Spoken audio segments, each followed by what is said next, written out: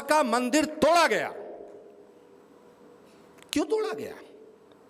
सोचो, अफगान से लेकर के पूरा देश पार करने के बाद अयोध्या का मंदिर तोड़ा गया। क्या सिर्फ इसलिए तोड़ा गया कि मस्जिद बनाने के लिए जमीन नहीं थी? नहीं, इसलिए तोड़ा गया कि हिंदुओं, तुम कहते हो कि यहां भगवान आया था, तुम्हारा विश्वास, तुम्हारी श्रद्धा, तुम्हारी आस्था है कि राम के रूप में भगवान आया था, तो जहां भगवान आया था हम तुम्हारी आस्था को कुचलना चाहते हैं, तुम्हारे सामने कुचलना चाहते हैं, इसलिए श्री राम जन्मभूमि का मंदिर तोड़ा गया। आगे आओ, जहां भगवान आया अयोध्या में वो मंदिर तोड़ा गया। और हमारे शास्त्रों में इसका उल्लेख है, जो भगवान कृष्ण ने कहा, यदा यदा ही धर्मस्य ग्लानिर्भवति भारत, हर युग में मैं आऊंगा, तो वही शास्त्र कहता है, वही पुराण कहता है, स्कंद पुराण कहता है, कल्कि पुराण कहता है, भविष्य पुराण कहता है, और श्रीमद् भागवत कहती है, श्रीमद् भागवत कहती है कि कलयुग जब अपनी चरम सीमा पे होगा, जब कलयुग में असत्य और अधर्म एक्सट्रीम पे पहुंच जाएगा, तब संभल ग्राम मुखस्य ब्राह्मणस्य महात्मना। अब ये बहुत इंपॉर्टेंट बात कह रहा हूं, ये मैं नहीं बोल रहा हूं, ये श्रीमद् भागवत बोल रही है, ये वेद व्यास ने लिखा है। संभल ग्राम मुखस्य ब्राह्मणस्य महात्मना भवने विष्णु यशस्य कल्कि प्रादुर्भविष्यति।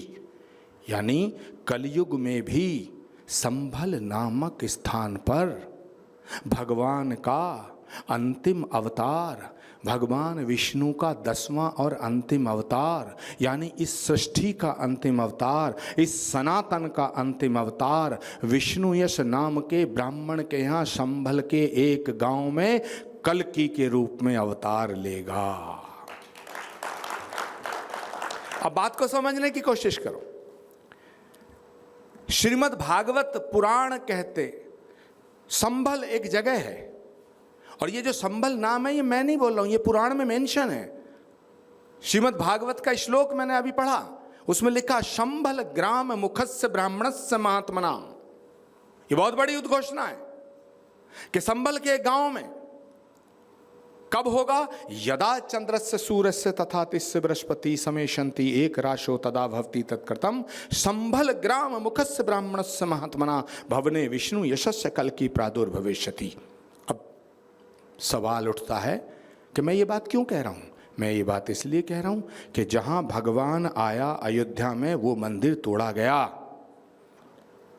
और पुराणों में जो लिखा था कि भगवान संभल में आएगा, संभल का मंदिर भी तोड़ा गया।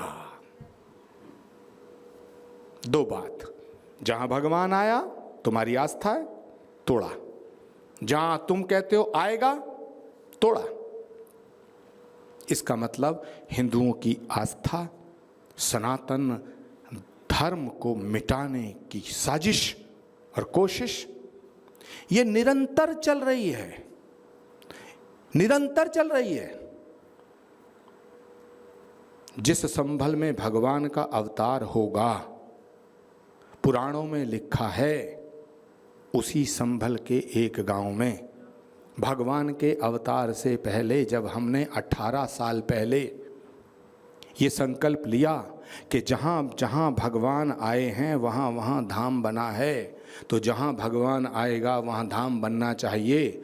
जब 18 साल पहले मैंने ये घोषणा की कि संभल में भगवान का अवतार होगा, उनके अवतार से पहले उनके नाम पर श्री कल्कि धाम की स्थापना होनी चाहिए, तो उत्तर प्रदेश की हुकूमतों ने उस पर पाबंदी लगा दी।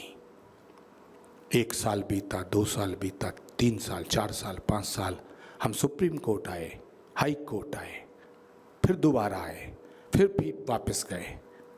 अंततोगत्वा हमारी लड़ाई इलाहाबाद उच्च न्यायालय की डबल बेंच ने फैसला दिया कि जहां भगवान आएगा आने से पहले श्री कल्की धाम के निर्माण पे जो रोक लगाई गई है, इसका कोई औचित्य नहीं है, इसे खारिज किया जाता है। और यह फैसला अगस्त 2023 में हुआ। 18 साल का संघर्ष और ऐश्वर्य, 18 साल की तपस्या, 18 साल की लड़ाई। और किस बात के लिए? कि यह हमारी आस्था का सवाल था कि जहां भगवान आया वहां धाम बन गया, जहां भगवान आएगा वहां धाम बनना चाहिए। लेकिन हमारे संकल्प को, हमारी इस लड़ाई को, हमारे इस संकल्प को शक्ति देने का काम अगर इस देश में किसी व्यक्ति ने किया तो उसका नाम नरेंद्र मोदी है।